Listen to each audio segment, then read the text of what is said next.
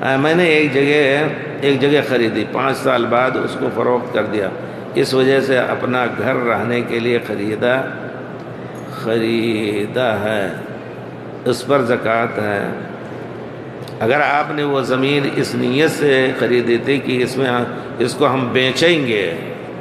اس کو اگر گھر بنانے کے لیے 2-4 سال انتظام کر رہے ہیں آپ، نہیں اکٹھا ہو رہا ہے، پڑی ہے تو اس پر زکوٰۃ نہیں ہے۔ لیکن اگر 1 نہیں 2 نہیں 4 جیسے لوگ زمین خرید کر کے کہ جب یہ قیمت بڑھے گی تو ہم اس کو بیچیں گے، تو اس میں ہر سال اس کی قیمت لگا کر کے اس میں زکوٰۃ دینا ہے۔